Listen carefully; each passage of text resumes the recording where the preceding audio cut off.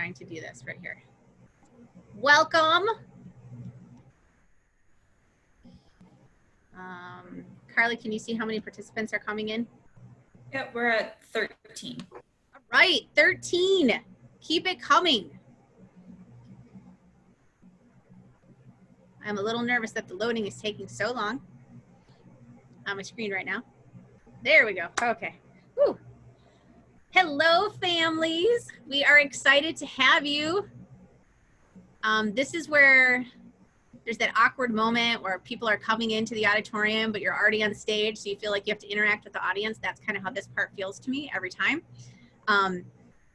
Doing Zoom webinars where I can't see the audience has absolutely affirmed for me that if I ever did do something professional in theater, it would need to be stage and not screen, because I really do need the energy from the audience. And, ooh, Carly, this is where I'm going to screw this up. You've always done this part for me before.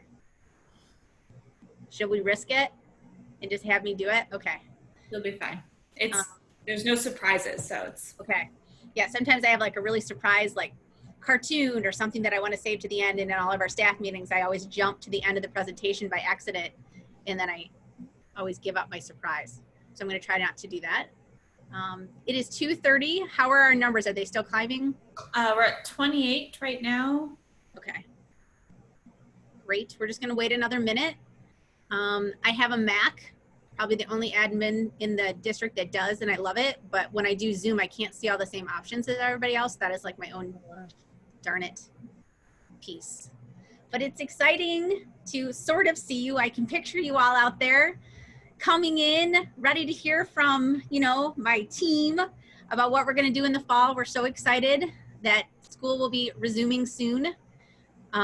We did not enjoy spring nearly as much as we enjoyed every other part of last school year. Spring was a tough piece for the staff, and I know it was for students as well, but we missed our students. Our teachers do their best work live because of the relationship piece with students. So I'm excited to see you. I'm looking for a thumbs up from Carly when she sees the number slow, and then we'll get going. I think we're good. We're at 32. Okay, excellent. So I'm going to begin. I'm going to have each of my panelists introduce themselves, like I'll tell you who they are, but then I'm going to have them introduce themselves. Obviously, I'm Jennifer Newman, OEC Head of School, and I think it's important that I be on the panel today. With me also are two other individuals. Stephanie Kreider is the Parent Involvement Team Crew Chief. So what are all those words? Well, we used to be a PTSA, like many schools, and PTSA is a very large organization, and they take a lot of money from schools. And I think when you're a larger school, you get more impact for those dollars that you're sending.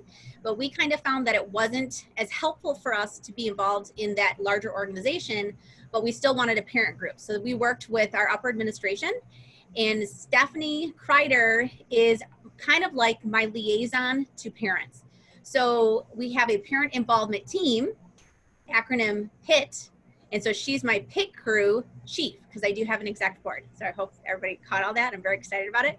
So Stephanie is going to be reaching out to you over the course of the year to help you help us, because you guys are so amazing. The parents always are emailing, asking if there's anything that I need. And so she will help arrange all that. And so she's kind of my go-to person. So you'll meet her in a moment, and then always Carly Bellairs, OEC counselor. Oh, and I forgot to put on here Dean of Students. We like to give her lots of titles so she feels very important. So with that said, Ms. Kreider, would you please introduce yourself? Yes. Thank you so much. Can you guys hear me okay? Mm-hmm. Yes. Hi, everyone. My name is Stephanie Kreider, and as Ms. Newman said, I am looking forward to this new opportunity we have to create a new parent group. For those of you who are not familiar with the PTSA, the S stands for students. So P for parents, T for teachers, S for students. Association. I know some schools only have a PTO, a parent teacher organization. And so I thought it was actually pretty amazing that at OEC, students could be involved in the process as well. But as Ms. Newman said, one of the things that we focused on last year is really customizing what we do. So just like for your academic experience and other things you have at OEC, we wanted to make sure that the parents were meeting your needs as best as possible as well. And so we don't really have to focus on a lot of legislative matters at OEC, and there's a lot of advocacy requested when you're at the PTSA level. We are very fortunate. For those of you who are not getting emails from the West Bloomfield School District, I highly recommend you do so.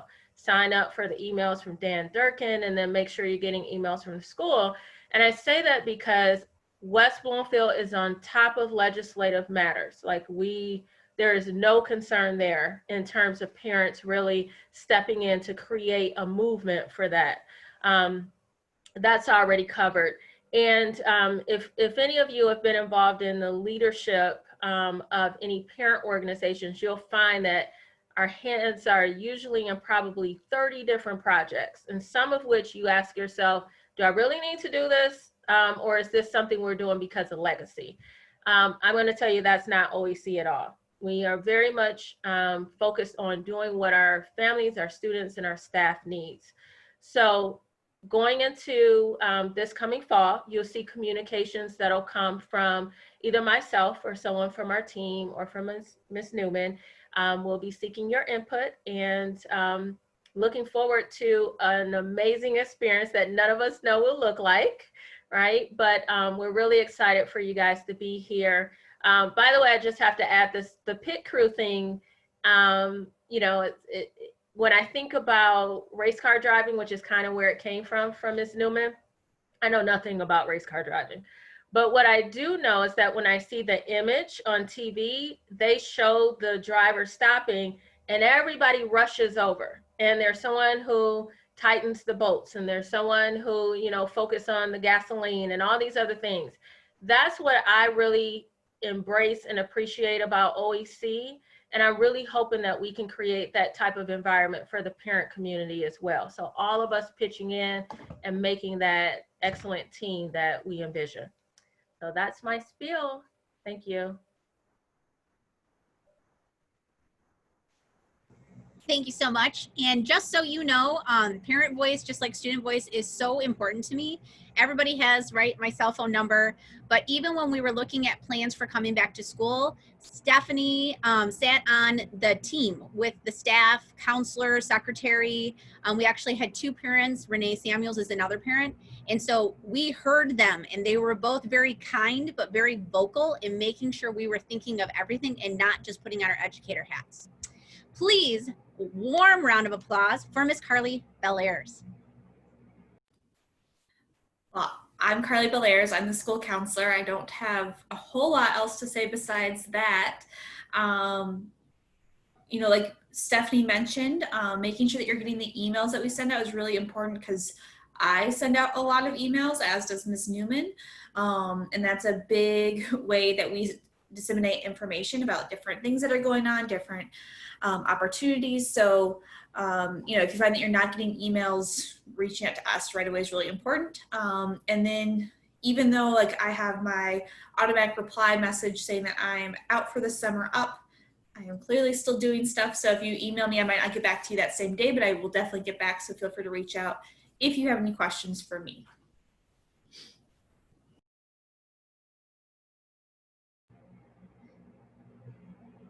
So here are a couple pieces. I believe I have a slide coming up that tells you how this works, and I'll go through it again. But I don't want you to think we don't want to hear from you. If you put something into the chat, and I can see some students have already figured this out because they remember from Honors Convocation, the panelists can see those. So if you didn't have time to fill out the form, don't hesitate to put things in the chat. My hope is that you'll have so much information that you'll be able to take a moment after viewing this webinar, and you'll be able to process pieces, and that might, you know, raise some more questions. I want your questions because it stretches my thinking.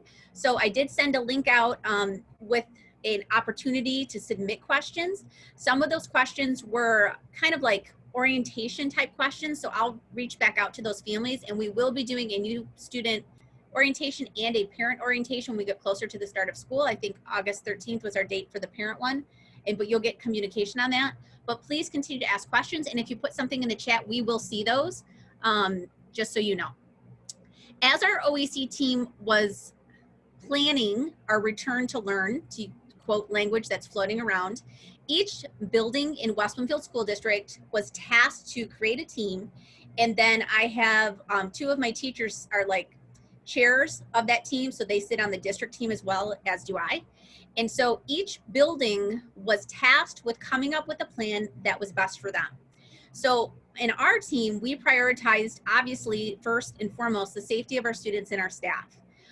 We maintain the importance of creating and preserving relationships, because one of the lines you're going to hear me using a lot this year is that OEC isn't just a school, it's an experience. And I've kind of stolen that line. Stephanie has made comments like that. Miss Madalena is always looking for, acronyms like that, but that's truly what we're trying to preserve, is the OEC experience, because that's why you came to us, and that's what we cherish the most. We also valued consistency in our instruction. So we'll talk about how what we did in the spring is not going to reoccur this year. And if the governor moves us to phase 3, and then we go back to phase 4, we'll talk about the phases, but we are going to preserve and value consistency. We're also committed to providing a consistent schedule for students. So you have college classes scheduled, which is why I had to release my plan so much earlier than the rest of the district. I will not get in the way of your college classes. So I'm not going to change the schedule so much that it screws that part up. And we also agreed that each phase is required and highly recommended protocols should be met. So what you're going to find is some school districts are sending everybody back to school, and I'm not going to cast judgment on that decision, because each district is making a local decision. But I will tell you that West Bloomfield School District has stayed committed, especially in phase 4, which is the trickiest phase, to make sure that we are not only meeting the required protocols set out by the governor, but also the highly recommended pieces. So the recommended pieces, are happening as well, but it's the highly recommended pieces that are the really tricky things to do. And when I talk to you about our plan, your mind is going to be blown by all of the little details that we're going to put into place to make sure that your student and the staff are safe. So you'll notice that cameras and microphones have been disabled. There's no raise your hand to ask a question. I am recording this. I cannot see you, but I do really appreciate you, as does the rest of the panel. And so there's your date, August 13th, if you just type it in. And again, I'll give you more details on the parent orientation later. I do want to tell you, full disclosure, Stephanie is a parent in this school, but as am I. And so my son gives me full permission to tell his story. He suffers from Crohn's, and so he's on Remicade infusions every 6 weeks. And so the Remicade does suppress his immune system. And when we met with his pediatric gastro, she was very emphatic that if the school, which happens to be my school, is meeting the CDC guidelines and the governor's recommendations, she wants him back in school. So please know that I have created a safe space, not only for your child, but for my child. So I am bringing Will back to school with me. I'm not sure if he'd prefer to be virtual or not, but he doesn't have a choice because he's coming back with me. So he will be, I've thought of him in all of this as well. Some of these slides, if you've watched any of the other WBSD presentations, are kind of, they're like slides that are supposed to make it in all the presentations, right? So I want to make sure that you know that we're following the return to school roadmap, and that the governor's task force really did take all of these things into consideration. And so that's where all of these recommendations and all of our protocols have come from. You'll also notice that early on, West Bloomfield put out there what their thoughts were about coming back to school, well ahead of a lot of other school districts. They took a lot of political heat for that. I particularly think it was a brilliant move, because at least you could get parents thinking about what the possibilities were. Where they're at now is they've made some changes, and I think that has caused some great frustration for families, but they have found a system that they think is better for like elementary and middle schools based on their planning. And then the high schools, they were not able to meet the highly recommended protocols, so they're actually starting virtual. We are able to meet those, so we were able to do our own thing. So I will say it a couple different times, OEC is not offering a remote only option for the first semester or for the second semester. We are starting the school year in a blended phase for phase 4. And so if you are someone who's looking for a remote only option, and I'll talk about Lakers Online in this presentation, that is your route, because we might go from phase 4 back to phase 3 because the governor keeps making announcements, right? She just limited gatherings. And then we'll go back to phase 4. And then we might eventually move from 4 to 5 is my hope. But when we go to 5, we're all back, right? We'll still have some recommended protocols in place to keep people safe, but we're back. So if you don't want your child to ever step foot in the building for whatever reason, you really need to look at Lakers Online. We will miss your student. We're happy to see them second semester, but I cannot offer you that with such a small staff. And if you choose Lakers Online, it's no longer a dual enrolled program, again, just so you know, but I'll bring that up again. So here I was trying to give you time to read the slides. So here is the slide that talks about all the different phases. Plan C is the remote only, that's Lakers Online. If the stay-at-home order requires us to go back, it will not look like the spring at all. I will be very clear with students over and over and over again that that is not what's going to happen. And then plan A is like our blended return to school plan that we're in now. Lakers Online. So I talked about the fact that it is still through the West Bloomfield School District. It's West Bloomfield teaching staff. And so West Bloomfield teachers are stellar. They're highly skilled in their trade. So you are getting a staff that will be amazing. You will still have access to like electives and things like that at the high school level. And there are strict requirements for how that's going to work. Students will have to log in at a certain time. That's when attendance is being taken. Again, it will look very different than it did in the spring. But they are providing that option.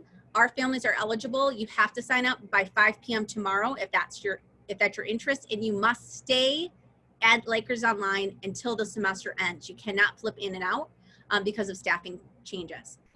So there's a beautiful document that the district has put together. I don't expect you to read it, and I'm not going to read it to you, no worries. But I do want you to recognize it so that when you're flipping through like old emails, you're clicking on links at the website, this is that document. And I'm very excited because they give us our own little shout out down here, students at OEC learn in a blended format. And so again, district embracing the fact that we were able to go through their rigorous checklist of what we need to do to come back, and they're allowing us to start in person.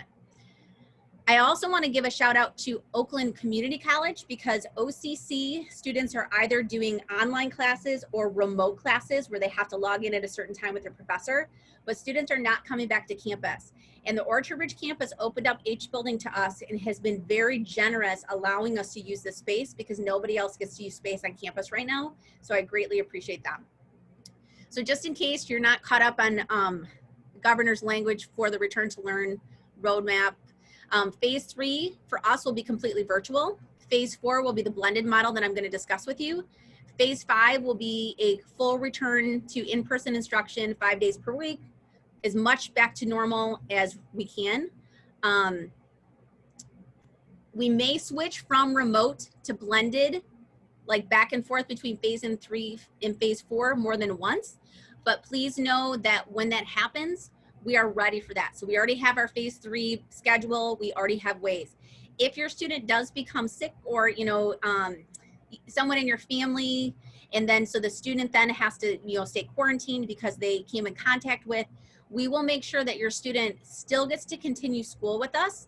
We'll take every case on a case-by-case basis, as will the school district when it comes to if a student tests positive anywhere in the district, what's the quarantine protocol. So again, know that the school district is being very conservative on safety. That's what they value, safety of students and staff over everything else. And that's the big reason that they're just not bringing everybody back. They don't think they can do it safely. So for OEC, we're a small school, and if you don't remember my background, I have a theater and math background. So I've spent a lot of time with our class list trying to figure out who are my group A students and who are my group B students. And what I did is I looked at my 2 smallest classrooms, and I know that they can fit 12 to 15 students, 6 feet spaced, socially distanced, in those classrooms. So when I was going through those class lists, that's how I determined who was in group A and who was in group B. And as the new students continue to add to the school, I am placing them in those groups depending on their schedule. So there is an absolute formula for why your student is in the group. And it would be really hard to change those groupings, just so you know. A lot of time went in so that I could make sure that I was keeping our classes below capacity, but the capacity of being 6 feet apart so that everybody would be safe. You'll notice that Monday and Tuesday, that's group A, they're in school 8 to 2. It was 8 to 3, But one of the things that we had to do was, you'll see that students have lunch from 11:40 to 12:10. Our teachers are actually going to be eating lunch with students, everybody's spaced apart, but they have a working lunch. They also need time in their day to check in with their virtual learners. So 2 to 3 o'clock is going to be their lunch and check-in time with their virtual learners. So our students will be live and in person with instructors from 8 to 2 on either Monday, Tuesday, or on Thursday, Friday. So if you're in the A group, you come to school during your scheduled class time. If you don't have a first hour, you don't come until, 8:55. My son starts school during third hour, so he'll come at 9:50. He's thrilled. It was not on purpose. Please, I'm worried he won't get up. Don't tell him I said that. But then he'll be virtual Wednesday through Friday. So if you are a Group B student, you will have received your virtual instruction. So you'll be working on that Monday, Tuesday, Wednesday, and then you'll be live and in person for Thursday, Friday. As a parent, here is why I think this is a good idea, because I know my own children. And I know the struggles that a lot of your children had during the COVID cloud learning time in the spring. I know that if my son sees a teacher on Monday and Tuesday and is given assignment Wednesday, Thursday, Friday, he will get it done because he's going to see that teacher again on Monday, Tuesday. So there's an accountability piece that's built in there that I think is healthy for all students, so that they're staying on some sort of a rhythm or, consistent schedule for them. So Will's a great student, but what are my boundaries? And so that is providing locked in boundaries that I don't have to provide for him because the school is doing it for him. So that's kind of how that piece works. I am expecting students to leave school when they're done for the day. So, and I'll talk about this in a little bit, which is how we were able to make sure lunches are safe and things like that. But most of my 12th graders have classes either first, second, and third or fourth hour. So they will leave and eat lunch somewhere else, which means there's only a small amount of people in the school in the afternoon. And 13 seminar, when they come in, they'll have their own door that they're coming into. They'll never cross paths with the rest of the school.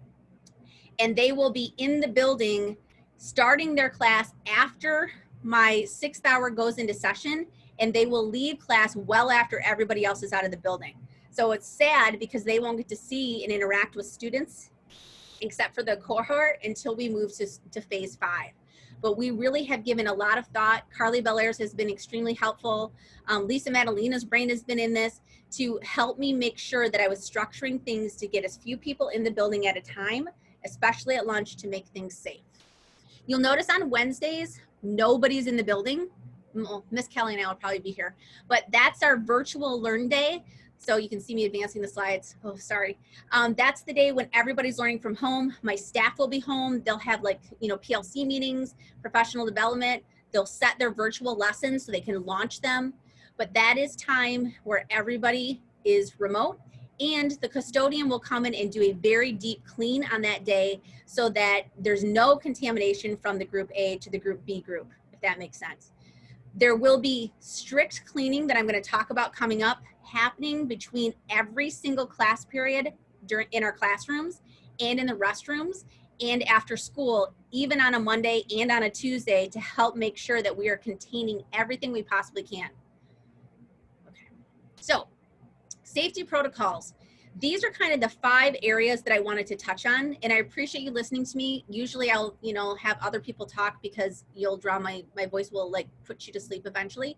But I really want to make sure that you are very comfortable with how we're handling classroom safety protocols in the hallway, lunchtime, bathrooms, and then that downtime. So for example, Will did not have a 4th hour last year. Where would he go if he didn't have a 4th hour this year?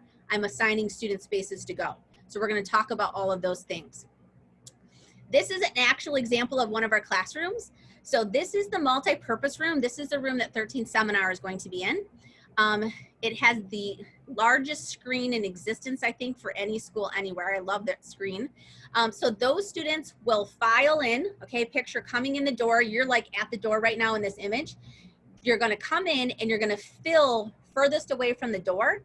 And those desks will be marked so you know where the first person's going to sit, basically, so that even when you're coming into the classroom, you're not passing by other students. So we're going to fill as we come in.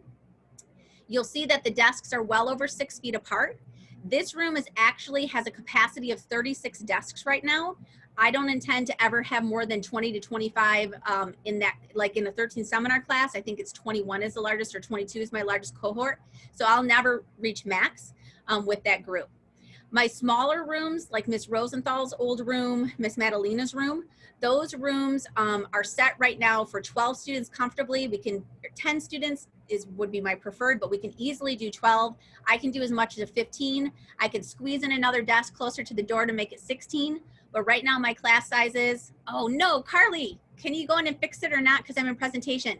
Ignore that 25. It's supposed to say 15 right there. Do you see it? Can you see my cursor? That is not a right number. Can you fix it since it's shared with you or no? Okay. Duh, don't take a picture of that screen. We're also going to be doing outside spaces. So right now I'm working with the district to bring over picnic tables. Classes might go outside, right, where we can like sit on the grass. I'm gonna have folding chairs come over so that you could actually take your chair. We could go outside. And then in these classrooms at the end of every school day, misting will occur. So there's an EPA approved misting machine that sanitizes and disinfects all the classrooms. What will be exciting for students is to watch myself and teachers and our custodian run in between these classes and clean the desks in between each class. So there's a product that the district is using that's safe, but it also is COVID approved, right? Because there's all kinds of approvals now for everything. So all student desks will be cleaned in between classrooms. So I don't know if you can picture it, but students are gonna come in this way, and I'm gonna talk about hallways in a moment. You're gonna exit back there by those mirrors, and the students that are online with me, you know that there's a door right here that leads into Mr. Heffelbauer's room. And so that's where I'm creating my other hallway, is there's a back hallway, if you've never been back there, that's behind all the classrooms. Okay, so let's go to the next. So this is not a picture of our hallway, but it just made me happy because it was like a cartoon, and who doesn't like cartoons? They make you happy. So hallways, you're gonna have one-way traffic. So students will come in the door where the 4 glass doors are. Almost everybody has been into our building. They'll come in, they'll proceed directly to their class. And as they go into the classroom, again, they will fill from the furthest seat from the door back to the door. Every seat is facing the same direction. And when you're in the hallway, every student will be facing the same direction. So nobody will be passing each other, right? Everybody will be facing the same direction. When students exit, they are not going to exit from the door they came in. There's a door at the back of the classroom. They will exit out the back of the classroom, and they'll continue out. There's actually a little side door that Ms. Rosenthal had propped all the time. They'll go out that door, and then they'll come back in through the building. If it's raining, I do have a backup plan. I contend if it's snowing a little bit, you're not outside that long, plus they'll have their coats anyway. When students are exiting, we have fans that we're gonna turn on just to help move air out of the classroom, because there's all kinds of, we're like hypersensitive to everything that is written right now. So you'll know that masks are mandatory everywhere. I should have put it on every slide. So side note, let me go to this side of the screen. If you are a family that is not comfortable with your student wearing a mask all day, you should look at Lakers Online, because the regulations are very strict. If I'm sure you've noticed, you have to wear a mask in the building. Staff and students will have masks on every single moment of the day, except when they're eating lunch, and we will be spaced far apart that will still be safe. Students will walk outside for at least a moment in between classes, which is healthy. And then again, the 13 seminar students, they're never gonna get to see anybody but their cohort, and they will come in their own door, which is different than the door everybody else is coming in. It's the one closest to the student parking lot for those of you that are online that have been in the building, and they'll go right into that classroom. Lunch. Students will have to bring their own lunch, and that's just the students that are staying for lunch. So my 12th graders that are done will need to exit campus. I'm sure they're really sad about that. They'll need to exit campus, and they can do whatever they want for lunch. You can go to Leo's, whatever you want to do. My students that are staying are going to have to bring their own lunch. We don't want food delivered from Grubhub. We don't want you leaving and coming back. You will be here. It's a little bit shorter lunchtime than students are used to. And what we're gonna do is we're gonna have lunch zones. So picture, I don't know, and we might change this, but picture like a cookie sheet. Like when you come in, each student as part of their focus class is going to make this cute little magnet that's theirs. And then when they come in the morning, their magnet will either already be assigned to a lunch zone Heffelbauer's room, Madalena's room, the H154 that you saw. So you'll see where you're eating lunch that day. Or if I'm feeling really generous, I might let you put your magnet on the board yourself, or some magnets themselves, so you're choosing your lunch space. But we will make sure that we're not overfilling any one space. So it's a very controlled setting. But we won't have vending machines, unfortunately, so you'll have to bring something to eat, and we won't be able to use microwaves or refrigerators because we don't want people touching handles, touching buttons, all that kind of stuff.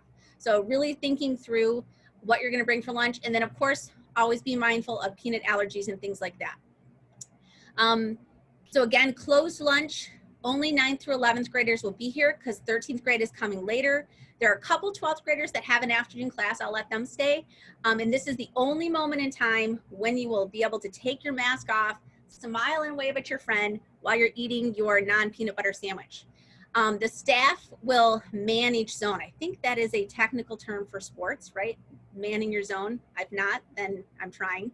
But so I will have staff members that are interacting with students from 6 feet away while they eat their lunch, which they were doing anyway, but it's a little bit different now. A little bit harder to, you know, just have clubs and stuff like that. We're still gonna have clubs, but it'll look a little different. Bathrooms, okay. Everybody cross midline. There's so much going on right now. Students in the audience probably already did it, waking up our brains. All right. So our bathrooms have already been staged for social distancing, which means stalls are reduced and sinks are reduced. So here's how we're gonna run bathrooms. So I want you to picture it, take a breath, and then respond when I'm done.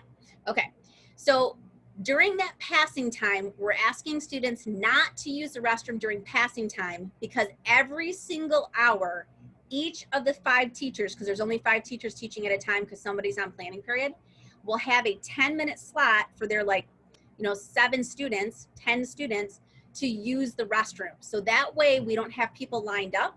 So students can use the restroom every single class period. They'll have an opportunity to use the restroom, but we're controlling who's coming out in the hall to go to the restroom. But what I don't want is I don't want students in the restroom unless they're using the facilities, okay? We are actually renting from a rental organization hand washing stations. So we will actually have 4 hand washing stations for students to use to wash their hands. And we're requiring students during 2nd hour and during 4th hour, there'll be a time slot where they will literally come out and they will wash their hands because there are recommended guidelines at how often students should be washing their hands with soap and water. We will have hand sanitizer in all the rooms. They'll hit it as they exit, like hand sanitizer will be everywhere, but we also want students to wash their hands. And so this company is great because they will come in and empty and refill and do everything for me. Because the thought of me trying to deal with this water, like I will spill something somewhere, so there's no issues there. They're gonna take care of everything. Again, students will be washing their hands. Students will be only using the bathroom if they need to use the bathroom because they always have access then during that 10 minutes each hour if they want to wash their hands during that time frame. Now, if there's an emergency, obviously during that 5-minute time, they can do that, but that's the time when myself and the custodian are going to be running around, not only doing desks, but we're gonna be able to go in and I think they say 4 hours, but we're gonna do it sooner than that. We're gonna hit those high touch surfaces, so the door handles and things like that. So I'll be wearing blue jeans a lot to school. I'll still probably have my blazer that I'll put on, but not while I'm cleaning.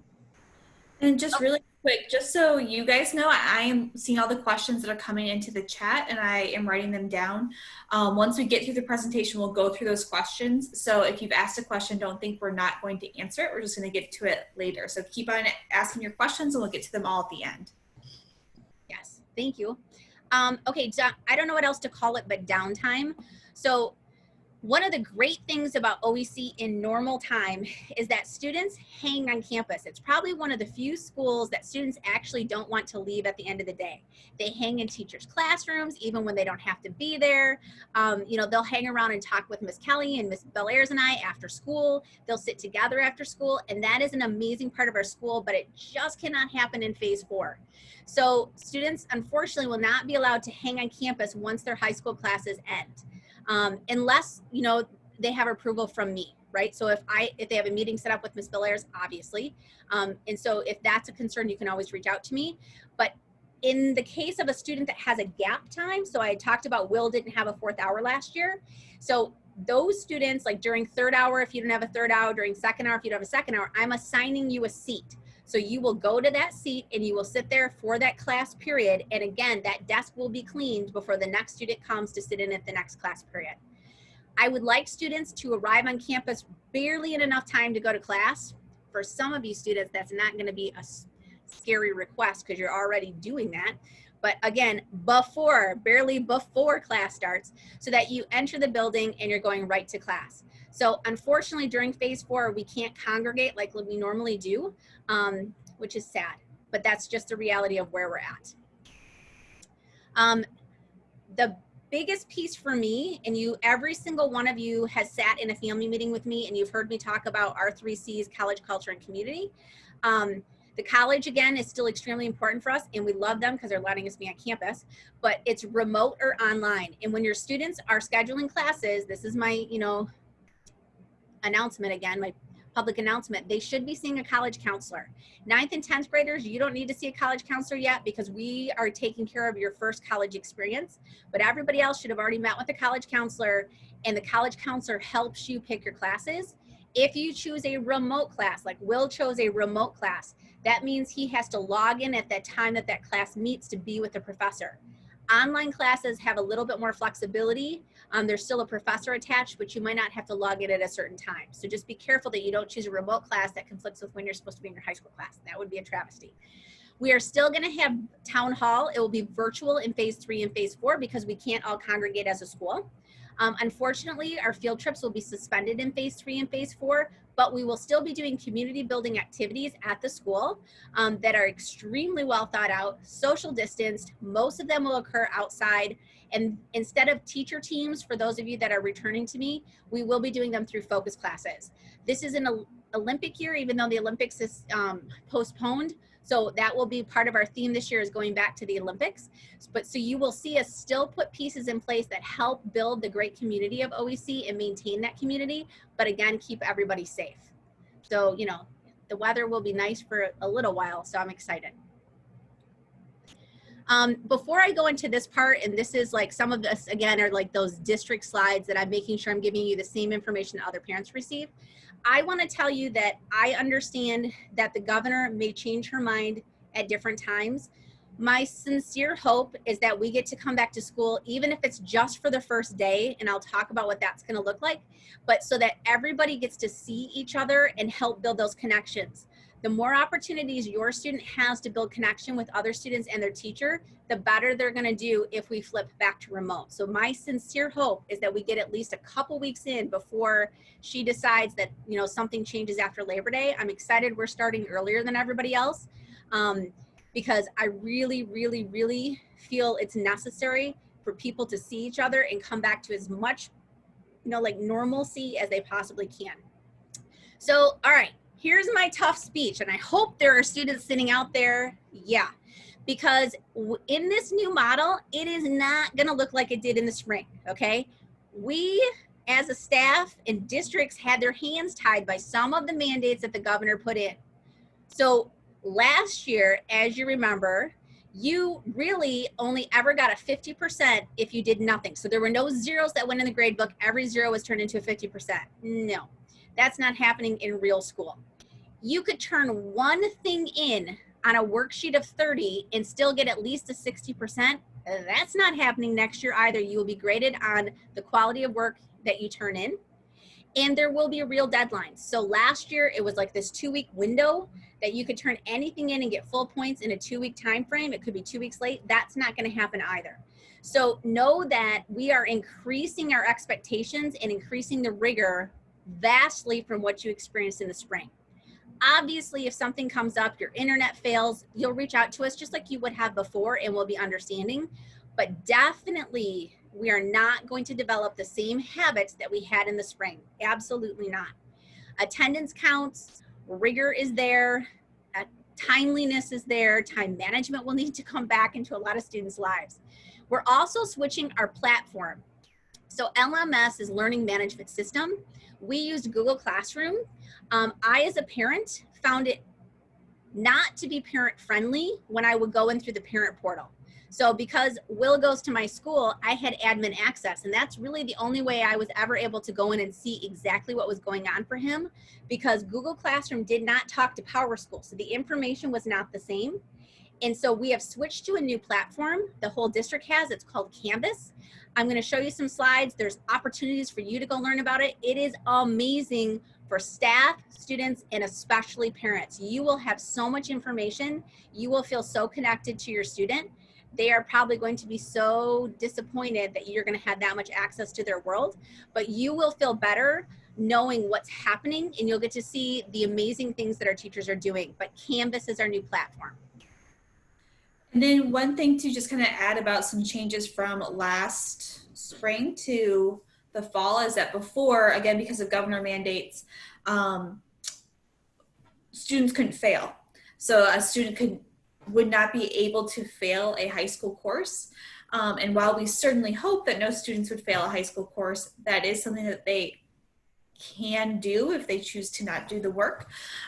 So that's just an important thing to be mindful of. And then for our students for last semester, got to choose at the end of the semester and can still choose if they would like to take a G, so like a kind of a standard pass grade that doesn't impact their GPA. As of right now, I don't foresee that being an option.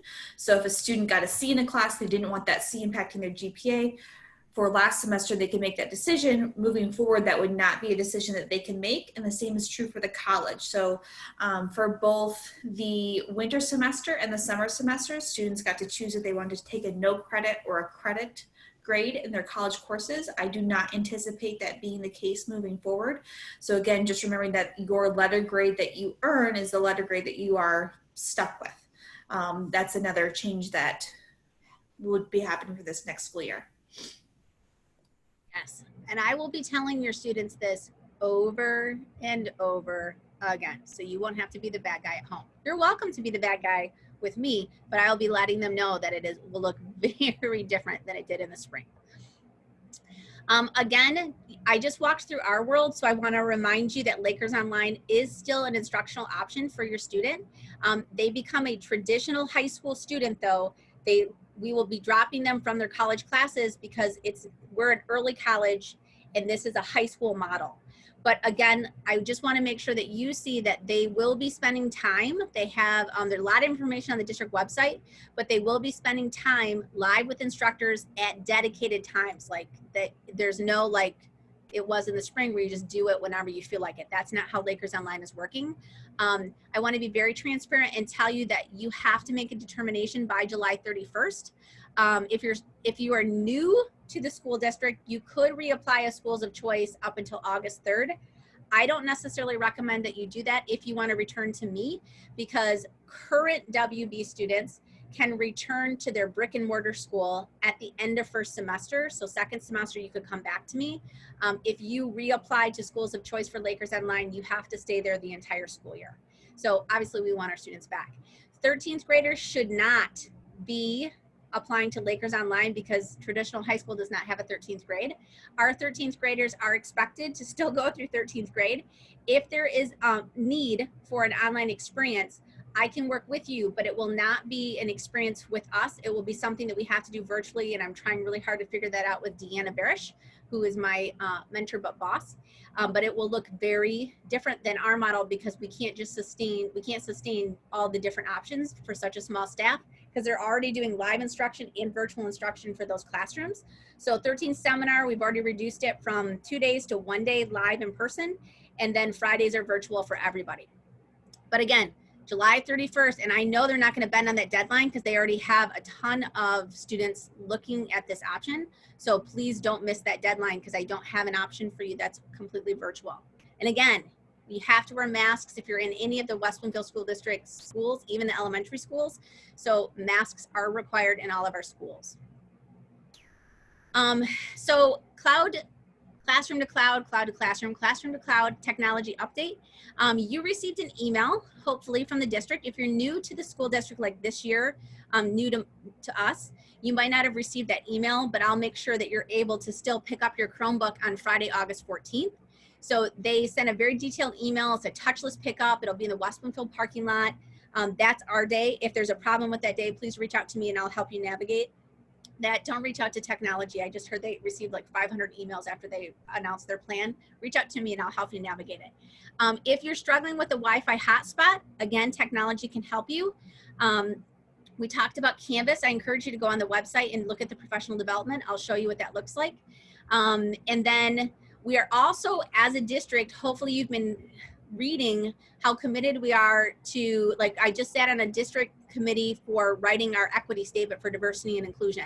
So the professional development for staff is on blended learning. Good, because that's what we're doing.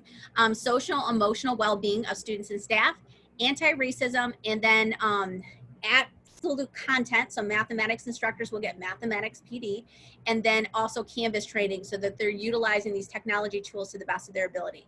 But please know that even though we're in the midst of this crisis, there are other pieces that we still value greatly, especially diversity and inclusion, that are still big parts of what we're training in as a staff to make sure that we are embracing everybody for who they are. And so that didn't go away just because we're in the middle of a pandemic and trying to figure everything out. So again, West Bloomfield School District, awesome. So here is kind of what the Canvas pieces will look like, this beautifully, exciting, colorful image you'll see all over the place. There are videos online like to help you understand what it looks like. There are opportunities for students to collaborate and have discussions in a safe environment. Teachers can create quizzes. They can use all kinds of other tools like Flipgrid. I just used Jamboard in my meeting yesterday. That was kind of neat. It was like these virtual sticky notes. So there's all these things that interact nicely with Canvas, including PowerSchool, which I'm very excited about because Google Classroom helped us with the Band-Aid, but it definitely didn't help us go to the next level. So again, these, I'm not gonna have you don't worry about taking pictures, but this is what you're gonna see on the website, is these are all of the tools that Canvas can do. So I encourage you to go look for these beautifully colorful boxes and kind of read about Canvas. Again, what will be different from the spring? Live instruction in a blended format, increased access and rigor to the curriculum. So access to the curriculum and rigor. Attendance will count and it's not waived by the state. And we will for sure have real grades, real deadlines, real accountability for work, and we will follow the traditional academic standards. So our grading scale goes back to normal, things like that.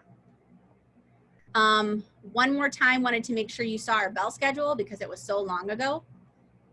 You feel free to take pictures, but this is being recorded and I've sent this out to you. Again, noticing, and I'm sorry, I know it's inconvenient with transportation to end at 2, but it's only 2 days a week. So I'm hoping that there's a way to work your schedule or carpooling to make that happen. But I do feel for parents because nothing is easy right now. It was never easy to be a parent. Let's just be honest, my goodness. Again, summarizing the differences between OEC and Lakers Online. Lakers Online is completely online, no matter what phase we're in. I think that's the most important piece. We're going to be blended in phase 4. Obviously, I didn't think phase 3 was an option, even though I know it is because I left it off. Returns, OEC returns, that makes sense. In phase 5, we'll still have our full course offerings taught by OEC teachers using the West Bloomfield School District approved curriculum. Lakers Online is online regardless of the phase.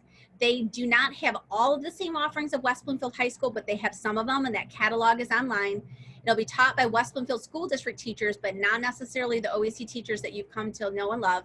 And again, though, it will follow the West Bloomfield School District curriculum. Can we return? You can return at the end of the semester, but you can't come back otherwise. Like when we come back full in person, you can't say, oh, I want to come back now. You have to stay for the semester. And if you go through schools of choice, you are locked in for the year. If we return in phase 5, we will have a transition period. So you will have time as a mom or a dad to figure out how to adjust your transportation to meet the needs of students coming back. We will no longer have that 2 o'clock end time. We'll go back to our 3 o'clock end time because all of our wonderful things will come back into play with safety measures in place. And it's that 5-day-a-week normal, whatever that looks like is normal now school year. But we will definitely give you a heads up, and we're going to kind of like give a little eyebrow of like, we're going to wait 2 weeks because what if you flip us back to phase 4? So we're going to give a little bit of a pause before we jump into phase 5. I am going to take your questions because I would like you to ask questions of Stephanie, please, as well. And some of the questions that Carly poses, I'm going to flip to Stephanie. So if you really want to know, like, really, lady, are you really comfortable sending your kid to school? Then you should ask her. Because just because I run a school and I'm a parent doesn't necessarily mean that you trust me, and I feel that. But Stephanie can tell you her thoughts, and she has been extremely kind but candid in our meetings to make sure we're not forgetting things. I don't know if you want to speak to that, Stephanie, but please ask her questions too. They don't all have to be for me. So I was trying to organize questions in like by category, so I can go through that way. But Stephanie, if you want to go ahead, and you're about to say something. Oh, I was just going to say, in particular to the parents who are watching, I understand. You don't even have to say it. My family, and I said this to the staff, I love them, but 2-3 months ago, I was convinced that we would be online only. And that's just what my family, thought we needed in terms of our medical conditions that we have. We have life-threatening medical conditions that put us at risk more than other people. And so a few months ago, it just was not an option. Maybe a few weeks ago, we were closer to saying, okay, maybe we still want to do a virtual only option because we're still not quite there yet. Feeling a little bit more comfortable, but not quite there. And then when I found out from asking questions that being online meant that we would not be a part of the OEC community, that drastically changed everything for our household. I'm not making the decision only for my family. I am also speaking with my daughters. I have one incoming 9th grader. So this will be a brand new experience for her. And then I have a 13th grader who has loved the school, since she's been there, and has been waiting for 13th seminar. So for me, I do have the privilege of being able to be a part of the committee. So I understand I have a little bit more knowledge in terms of what the average parent knows. But listen, I'm going to tell you, this is one of those schools where you don't have to be a part of a clique. You don't have to be a part of an inner circle. If you have questions, please ask the questions. Like, they will really answer the questions for you. There's no game playing. There's nothing you have to learn how to navigate. Like, you just ask and you get an answer, really. And so for me, I just asked the questions. And when I understood that my oldest in particular, who wants to be online only, my other one wants to be 5 days in school, it was important to us that she still received the same instruction, the same advice and tips that she would have received from 13th grade seminar. Like, that doesn't exist in any other district as far as you guys would know better than me, but as far as I know, that does not exist anywhere else. The level of test preparation, career preparation, thinking through who you are, what you want to do, interpersonal skill development, like, there's a whole list of things that schools just don't typically give. And so for me, that kind of way, if I had to, have a scale and balance it out, that really tipped the scale for me in terms of, do I want to give up, what my child would get? And the other piece for me is, we left, it was hard for us to leave our district, like I'm sure many other families, right? And when you get to OEC, you find that this culture, really, I've not found it anywhere else. I don't hear anybody else talking about the type of culture we have. And when Ms. Newman says that there are students hanging around because they don't want to go home, that is no lie. I've come into the building, I'm like, why are all these kids hanging around? Like, are they supposed to be in class? What's really going on, right? And me being me, I started, talking to students, and they truly want to be there. Like, they don't want to go home. They don't want to leave. That is how amazing the culture is. And so I don't want to lose that. I honestly don't. I have a student who has had issues with anxiety, and she has completely changed. Being in this community has really allowed her to blossom in ways I would have never imagined. So if you have a student who's at home right now, and they're going through anxiety, they're lonely, they're just dealing with a lot of things that, you know, none of our kids should have to deal with. I'm telling you, if they get involved with the staff and with the amazing students who are so welcoming and inclusive, I'm telling you, it's going to make a world of a difference. It will. It really will. So, thank you. Okay, Miss Carly, I'm ready. Bring it. Okay, so the first kind of group of questions is about the remote learning. So what will the remote piece look like? So on the days where they are not physically in school, what is that going to look like? Are they going to have to report to class at specific times? And how will attendance be taken? Okay, very good question. And I'm going to be very honest with you. When I don't know the answer, I will tell you, because there are some things people are still figuring out at levels above me. So the attendance taking is the part that I'm not sure about yet, except that I know there will be an attendance task of some sort. My staff and probably your students are saying, please do not give me 1,000 Google Forms like we did in the spring, because it was too many Google Forms to keep up with. I thought I attended by completing the Google form all those classes. I would like there to be one Google form for the day, because the student then is present. But the assignment piece is totally separate from that. So your teachers, this is how I picture it. And once they get in it, they might change it a little bit, but this has been our conversation, is that on Wednesday, so let's take the A group. They learn live Monday, Tuesday. They will either go home with assignment on Tuesday. That's like a 3-day work that enhances the instruction on Monday, Tuesday. Or let's use Miss Madalena or Miss Krauser. They will work feverishly on Wednesday to write that lesson in Canvas, to put things in so that students can go in, even, and if those diehards want to do it on Wednesday, they could go in on Wednesday and get all the remote learning work done. You might have some of your students that wait till the last minute to do it, not my recommendation, but basically it will be posted on a Wednesday so students know what they need to do. They can manage their time around their college classes and get the work done. I don't anticipate that it will be like an assignment gets posted and due at the end of the day every day, like some of your virtual schools. It will be a remote learning experience that enhances the instruction that happened in class. So the B group then, they would receive that in-person instruction that the A group received on Thursday, Friday. The teacher already wrote the remote lesson, so it will get posted and sent out to students, and they will have Monday, Tuesday, Wednesday, basically to complete that lesson. But it will be the same remote lesson that the other group received. It's just kind of offset by a couple days, if that makes sense. You'll notice our calendar, that I love doing the calendar because I have a math degree. So it's like something concrete. There's no emotion, right? So our calendar is perfectly balanced to make sure that if we stayed in phase 4 forever, we had the same amount of A days as we do B days.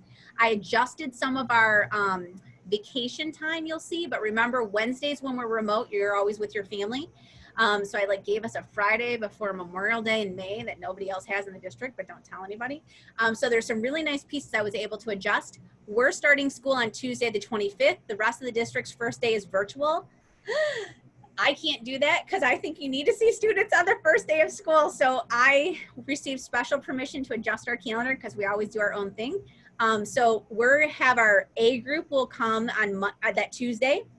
And then our B group will come to school on the 27th, which is Thursday. And I'll be putting something out virtually like a town hall on that Wednesday. But we're going to do our new student orientation in the morning. And then the rest of the school population will come in the afternoon on that 25th. So I know it's a weird day. Think of it like a half day, but it's a half day in the afternoon because I need to get your students their college textbooks. I want them to connect. They'll just go to their focus class that day. They're going to connect with their focus class.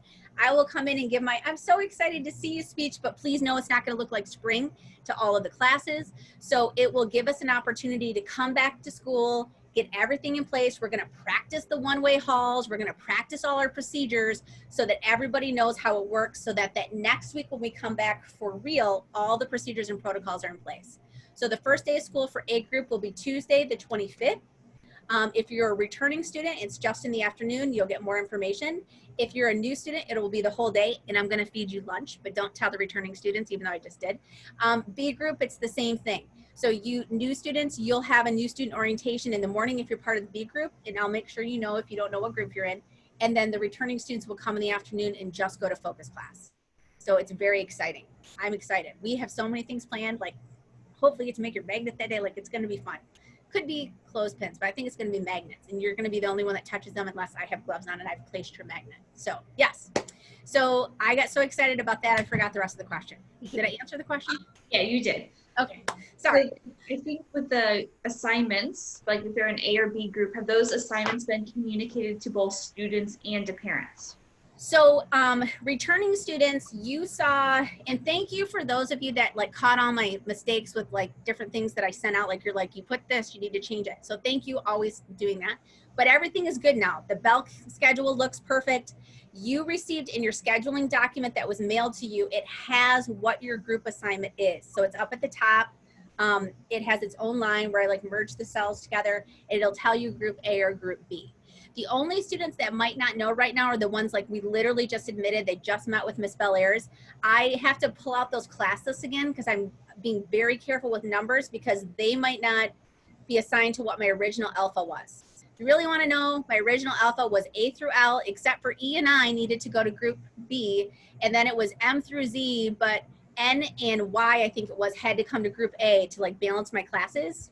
You don't even need to worry about how that came about, but it took me a minute. But the new students might not fall into that alpha. So then there's a couple questions about just some of like the kind of like daily logistics. So, you know, one good question is, are students allowed to talk during lunch? Absolutely. Just don't shout and make sure you've swallowed your food right before you talk, but absolutely.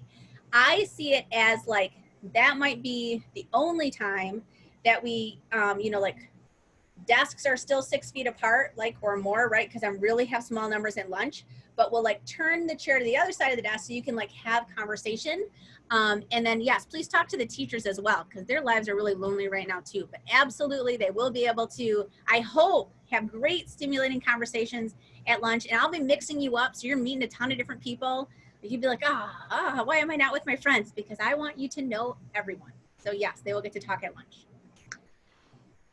So then for outside seating, is the outside just for students during who have like that gap time? Like, you know, you mentioned Will has 4th hour free, or what are the rules for outside seating? So it's a really good question. We definitely want to still stay social distance outside, right? Because I think sometimes it's easy to think, oh, I'm outside, it's all good. So I would expect, again, that you're only on campus when you're supposed to be on campus. If you are, maybe it'll be like the restaurant, I have to think this through. So thank you for asking the question. If you wanted to be assigned to an outside seat for a moment, that might be something that we do through special request. It will be a lunch zone, but if I have a student that doesn't want to be outside, right, because it's hot or whatever, I won't make you sit outside when it's raining, but then they might, you know, come to me or send me a text because everybody has my phone, and I will change your lunch. But the outside seating, I see us using it like focus classes, going outside, doing some team building, like spread far apart, right, where they're not touching anything with their hands. Got this whole thing with like chalk, like there's a whole lot of stuff planned, but definitely outside we're going to utilize, but it's still going to be a controlled environment. It's going to be harder control, but it's still going to be a controlled environment because I want to keep you safe. And please remember that masks are mandatory because we're wearing them to keep you safe, and we need you to wear them to keep us safe, because I want my staff at school, right? I want my teachers to teach you, because that's why our school is so great. So we want to keep everybody safe. And so with that, our masks can be able to be removed when they're outside. I will tell you that we will follow whatever the recommendations are at the moment. So like right now, the governor would say, yes, you still need to wear masks outside because that's the medical advice she's getting. I mean, if you are outside walking to your car, right, you're kind of off my grid. But when we're doing things together, I'm going to say, yeah, but again, we'll follow whatever the guidelines are. Obviously, things are less restrictive depending on what phase you're in, and depending on how far apart you are. So then for getting to school, because I know that, you know, parents might have to get to work, and what's the earliest a student can get to school for 1st hour? That is a great question. If you are a parent and that is a concern for you, will you please email me? Because obviously in my perfect world, nobody's sitting in the lobby. Like one of the things I loved in the mornings is I would get to school early, but I would walk by a whole group of students every morning, and it was kind of like our thing, right? They'd say, hello, how was your day? Like it was just wonderful to be greeted. That can't really happen this year, but if there's a special circumstance, I can assign that student a seat. And then you can still greet me when I walk in the door. But definitely those would have to be handled on an individual basis because I only have so many spaces in the atrium. I can't put those students in a classroom early in the morning because I don't have a staff I don't have someone to supervise. So my answer would be 8 is preferred, but if there's an extreme need, I need to work with you individually. Please don't make it a surprise for me. Like, this is not the year to be doing surprises. Unless it's a present, you're welcome to surprise me with a gift. That would be okay. So then a handful of technology questions that I can just answer because I can answer them instead of having to ask them and you answer. So the Chromebooks are available and are provided by the district. However, you do not have to check out a Chromebook. Checking out a Chromebook is completely up to you. So if you would like a Chromebook, you can do that. If you want to use your own device because that's what you're comfortable with, that's all up to you. But just know that they are available for free. You get to take them home. They're yours. If you don't have some sort of device, you really do need one, especially for your college courses. In previous years, maybe teachers would have a handful that they could let students borrow, but we're going to be really limited this year in what we can do. So if you don't have a personal device, make sure you're getting one from our school district, and they are available to every single district. And they're nicer this year, by the way. They have taken the old Chromebooks back and they've done a major upgrade. Just in case you're a returning student, you're like, ugh, no, they're great. But then what is the time that they're supposed to pick up their Chromebooks on the 14th? So I believe the email said like it was like 9 to 11. What I'll do is, Carly, will you write it down too? But I'm going to write down, I'll take the line that just talks about OEC and I'll make sure that I shoot that out on another email so you don't have to read through the whole thing. But it was in the email on the 14th. I think it was like 9 to 11, but I don't know if it was by letter group. But I'll cut and paste the OEC technology portion and send it out. And so then some of the, I saw a couple questions coming through, so I'll look at those. But we had some current students ask if they are current students, can they attend new student orientation? And we love you, but no. We have to, yeah, we have to really limit who all's there. But I really appreciate you asking, and we wish we could have you there. Some of our students would like to know their teaching assignments, so who's teaching what classes. It will be released soon. Yes. As you know, Miss Whelan took a leave of absence because her father and her mother, unfortunately, are ill. So she gave me permission to put in the communication that, like, for example, her father has phase 4 cancer. She's an only child, and so she needs to take the year to be with family. And so we just hired the new person, but because that person hasn't communicated back to where they were teaching before, I can't out that name yet. And then that, of course, influenced my shifting of schedule. So I will be happy to let you know who that is when we get closer to school year, but I need to make sure I get my new staffing change figured out first, and then I will let you know. Can I add something to that real quick? Absolutely, Ms. Kreider. I think we got a communication about the 2 new staff. I might be getting my emails mixed up now, but I just wanted to mention to the parent community, because a lot of times we're thinking like, okay, that's great. You guys are familiar, know the protocols. What about the new people coming in? And I just want to say that on the planning committee calls, the new staff have been present as well, even though, like, if they're not in the building, you know, wouldn't typically be in the building all day, every day, and not required to be on the calls, they've been on the calls. So there are like 0 gaps in terms of the communication on protocols for the school. So everybody's on the same page, and I haven't seen any resistance at all either, by the way, from any of the staff. I think that's one of the benefits too of having a smaller school community. Like, they're just in sync. They're just like a family. So I just wanted to point that out too. There are no gaps in communication for staff who will come in and out and not necessarily be with the students on a regular basis. Thank you, Ms. Kreider. Very good point.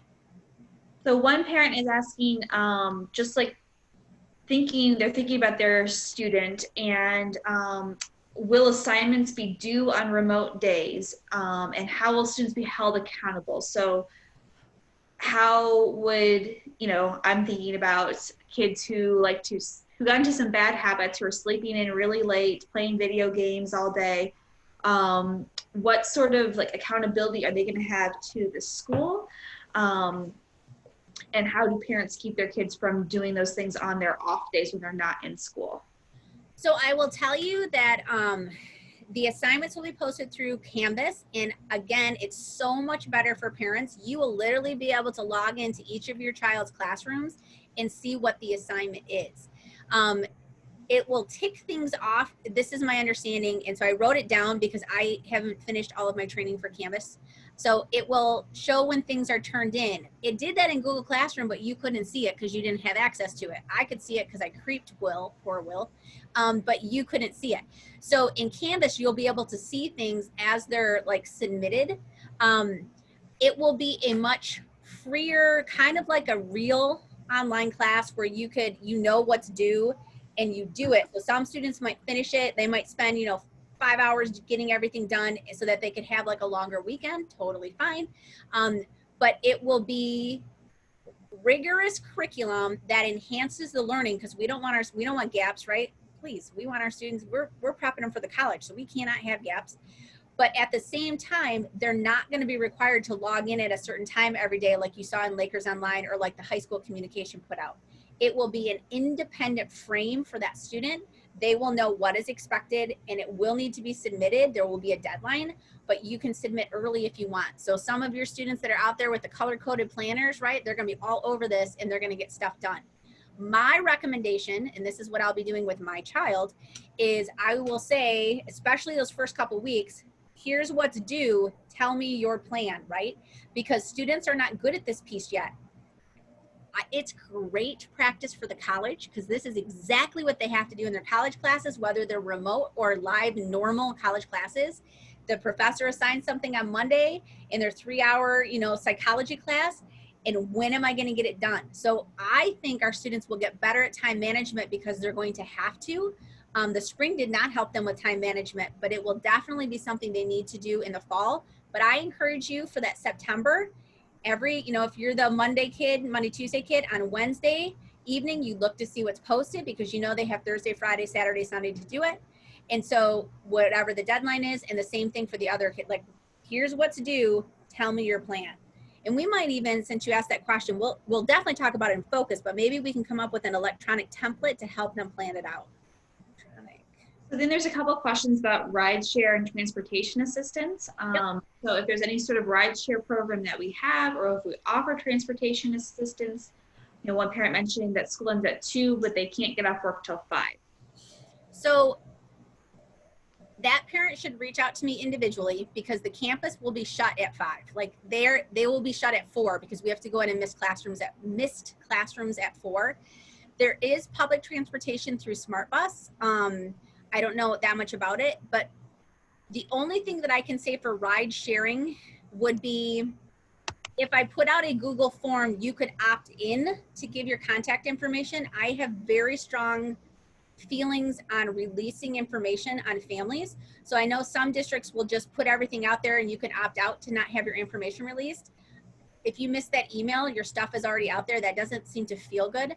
So I might send out an opt-in document and then I can share it. And I'll ask Ms. Kreider to help me because maybe the PTSA organization, the pit crew organization can assist me with this endeavor. And then we can have that information. What's tricky is I have to be able to communicate it back to you in a way that's safe. Like I don't want to post it on the website, right? That everybody has your information. All of a sudden Cutco people are calling you all over the place. So I have Cutco knives, by the way, but oh my gosh, I should have bought them one at a time because so many people want me to buy Cutco. So I will be happy to assist with that. But that 5 o'clock parent should reach out to me soon because the campus, they have to be off by 4 so that we can clean. So then a student was asking if they borrowed Chromebooks and textbooks, when are they returning them? So it's probably a student that needed the Chromebook for their college summer class is my hope, because we've already had 2 pickup dates for the others. So if it's, let's say it's your summer class book and your Chromebook, I need to reach out to technology to ask them about the Chromebooks, but we'll probably do it like we did before. I'll open up the back of my car. It'll look like I'm selling things in the parking lot at West Bloomfield High School, and you'll bring things and it'll be a touchless, like I'll get it, put it in the box. But we do need that stuff back. So I appreciate you asking that question because I haven't thought of another pickup date. It should be after college ends though, so I need to look up the date that the summer 2 session ends to make sure that I'm not causing an issue with the student that needs their Chromebook until the end of summer 2. So pickup date, I will absolutely look into that. So then a student or a parent asked, do students need to bring laptops to each on-site class? And so that will really be based on the teacher. Some teachers really incorporate a lot of technology into their classrooms, some don't. And that also might change with this upcoming semester. So I'm thinking about like Miss Krauser, who uses Google Class, has always used Google Classroom a lot, does a lot of like Google Doc sharing. Most students would typically need a laptop in her class. But then Mr. Heffelbauer, who does a lot of hands-on stuff, lots of like activities, you might not need it, but the teachers will typically give you some heads up like, hey, you're gonna need your laptop tomorrow, make sure you bring it in. So that's when the students will kind of get a gauge on in their individual classes. Another question is, will you be checking our temperature every morning and asking medical related questions of students before they enter? That is an answer that I don't know yet. So I just was asked how many thermometers we need because we will definitely have them on site. And we do have a quarantine space, by the way, that is away from everybody else. But I don't know what the district protocol is on that. And if they announced it and I just don't know, I really do apologize. I will absolutely find that out. That is already on my list of questions. I don't know the answer to that one yet. I do apologize for not having that answer. So another question is, will the Group B, the Thursday, Friday students have access to the online portion that will be posted on Wednesdays? I don't know.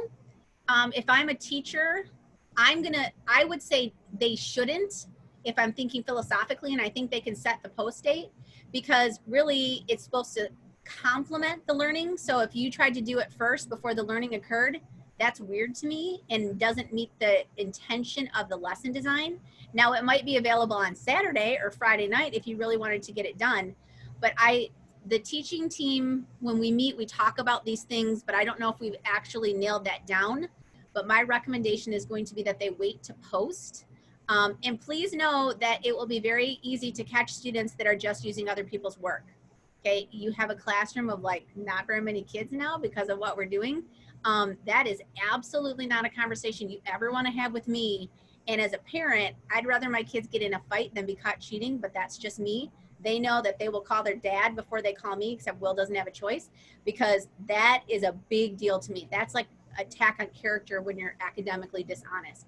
I know that things happen, and I know that students have a moment of weakness, so I will not hold it against them like for forever, but it's definitely something that we will have an eye for because I expect my students to be passionate about their education, and when you just copy somebody's work, that tells me you're not. So I'm sorry for that rant.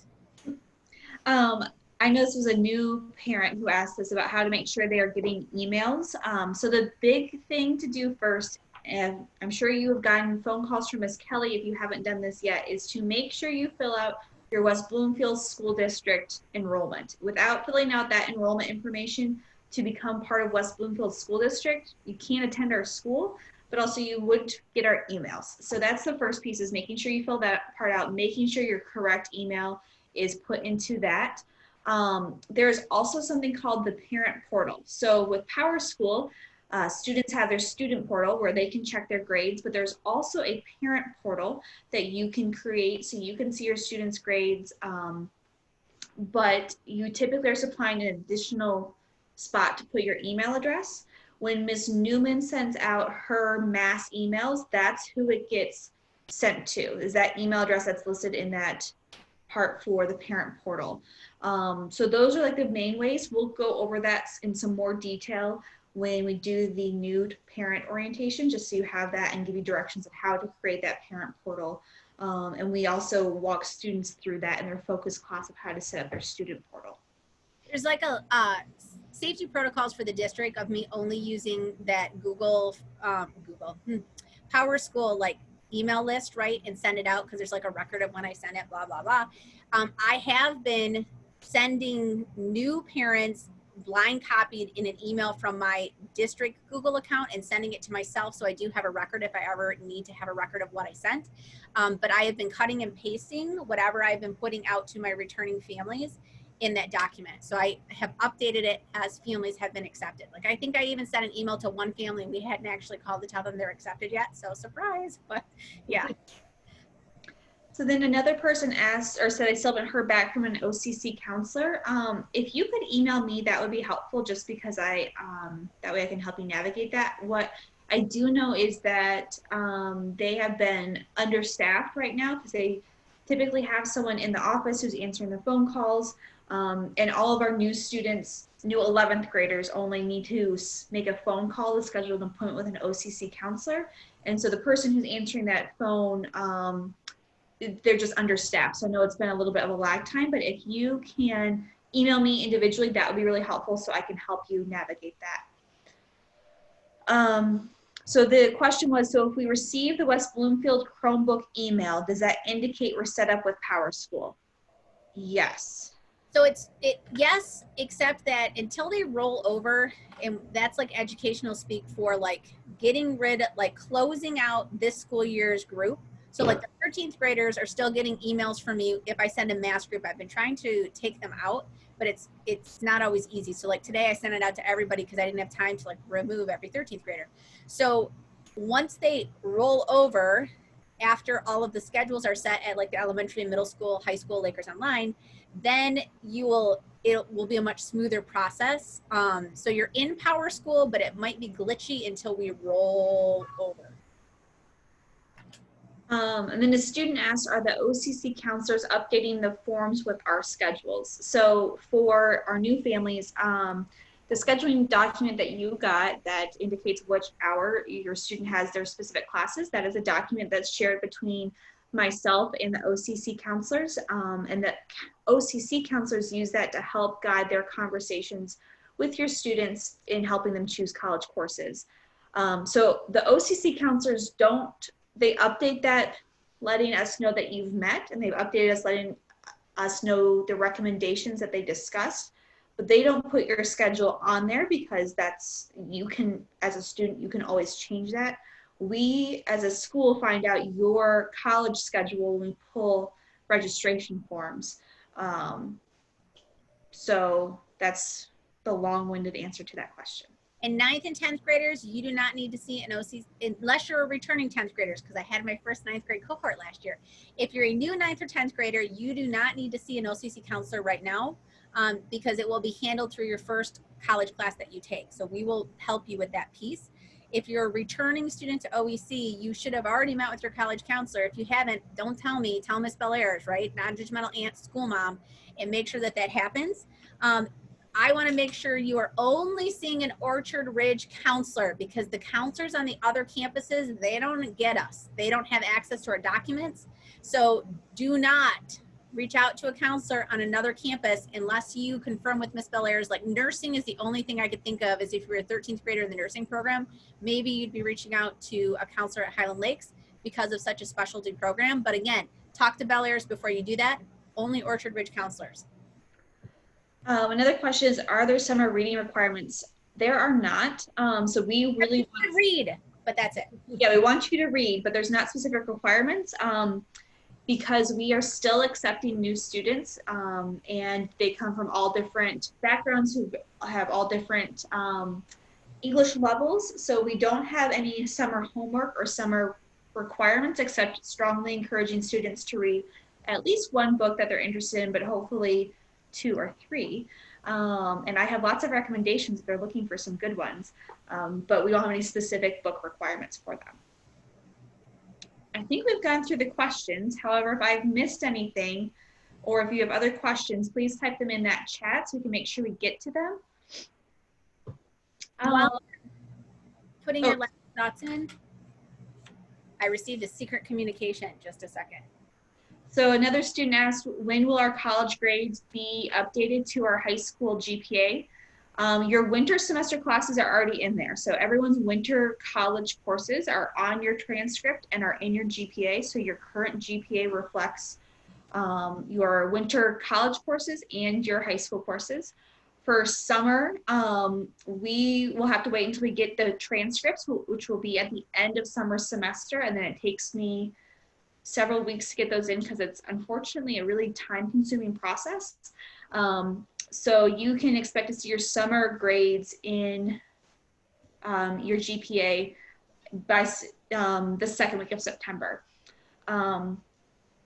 And then is there NHS through OEC? There is NHS through OEC. Miss Madalena is the faculty advisor for NHS. Students who were already in an NHS at their last school, so if you're a new student, you just need to show her confirmation that you were inducted, and then you would be automatically able to be a part of our NHS. If you're a new student and were not previously inducted, those letters go out in March. So we have to do one induction ceremony per year. So we do that in the second semester of school. Clubs, we will still have clubs. I know someone didn't ask it, but I forgot to mention it. We are still trying to figure that out because of the phase that we're in. Miss Kelly wrote me this note. If you have not applied to OCC and you're a new student, you need to do so ASAP because there's a whole process they have to go through to make you a student. And then you have to call us and tell us your ID number because we don't have access to the college information. So we need your OCC ID number. But if you haven't finished that application, get on it, especially if you're a new 11th grader because classes are filling up new 11th graders. But definitely even 9th and 10th graders need to fill out the application so that I can make sure we get you into your courses when it's time. And then any other questions that you have, feel free to put those in the chat. So while you're doing that, final thoughts, I just want to make sure I say these things. Obviously, we will continue to monitor the governor's communications and we'll adjust our plans as needed. If you don't feel well, don't come to school. So if you have any of those COVID symptoms, we will help you stay caught up. Don't be the martyr. And I'm telling my staff the same thing. Like, we don't want you sick at school. Like before, when it was like, oh, I don't feel well, when times were normal, we could work with that. But don't come to school if you're sick. We will help you, okay? I feel for you, but I'm telling the staff the same thing. That's how we're gonna keep everybody safe. Please definitely continue to monitor that document that I sent out because I'll keep updating it. Don't hesitate to ask your questions. Again, I'll put the Google form out. There are some questions in here that are just new parent questions that I promise you will answer at New Parent Orientation. It was very helpful to see your questions so I can make sure that they come out. But again, if you feel like I didn't answer it, don't hesitate to reach out to me individually through email. And please know, even though it's hidden by the hat down here, sorry, that our ultimate goal is to do what's best for students and staff. Like that is literally our mission and our passion is to provide not just an academic experience, but this amazing school experience for students. It's not just a school, it's an experience to go to OEC. And then Ms. Newman was recording this, so I know she mentioned that she'll send a follow-up email with some different things, and the recording will be in that email. So that way, if she said some things that you really wish your student had heard, especially about the rigor and our expectations, they can go back and watch this. Or if there's things that you just were like, oh, I know that this was mentioned, I can't remember what she said, it is recorded, so you will get that. And I think we haven't gotten any other questions. I know this was a long time, it's an hour and a half. I appreciate you spending time with us, even if you were just listening in the background. I also really appreciate you, even when you send me emails that where you're very passionate and frustrated, you're always very kind. And that's one of the great things that as an administrator, I have that some other administrators don't, is your passion. I know I'm a parent comes from that place, but you're always very considerate and kind. I know that you know we've been working hard. The teaching staff, Miss Kelly is like putting in 10 to 12 hour days. Like everybody really wants to make this a great place for your student. So we appreciate your kindness, but we also want you to feel like you can feel comfortable asking questions like Ms. Kreider said. But I do appreciate that I'll get la la la la la. It'll be like, well, we appreciate everything you're doing. Thank you, because we are working very hard. And I know that you know that, but I'm also a parent. So I understand exactly where your energy and passion is coming from. Anything else, Ms. Kreider, Ms. Bellairs? I just wanted to give our new email address. So more communication will be coming soon when we figure out what this PIT team will look like and how we'll operate. But if you do have questions for the parent group, the email is oec.pit@gmail.com. So oec.p as in Paul, I, T as in Tom, @gmail.com. And then I do have notifications set up on my phone, so I will get that. And if someone has a need to just like, I just need to talk directly to a parent and just keep it real, like, I'm available. Feel free to reach out. No judgment. We can have the conversation. Yay. All right. With that said, I just want to again thank you for being amazing, and thank you for sending us your amazing students. We are really excited to start the school year, and we will adjust as we need to. So if you, especially our returning families, know that we pivot well. So we constantly change things and tweak things to make them better. So I am excited for the school year. Your students are in great hands. My staff is very passionate, and we will do everything we possibly can to make sure we provide a safe experience, a healthy experience, and a happy, joyful experience for students and staff. So with that said, thank you for joining me in my office today. And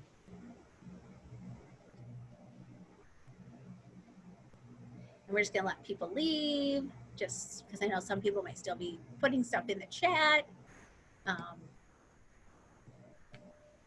I see the numbers going down. Make sure you look around you, collect your belongings on your way out. You don't want to leave anything in the theater.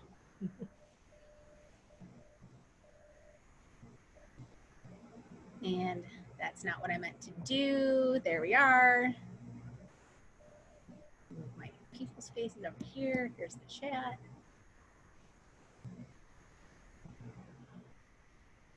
Thank you, Sade, Adedoyan. I see some of you out there. Ms. Tarnapol, all these kind things. Yes. Yay, go team. All right. Do you guys mind if we do just a quick debrief? I'll send out a new link. Is that okay? I know Stephanie's probably like, oh my gosh, it's been 2 hours already. But yes, if you don't mind, that would be great. We just can't do it here because it doesn't let you do it. It's like I wish there was like a breakout room we could go into debrief. That would be nice. Right? That's, not part of the formal. Okay, so I'm going to stop sharing, and then I am going to end us, and then I'll send you a link. Okay. Thank you.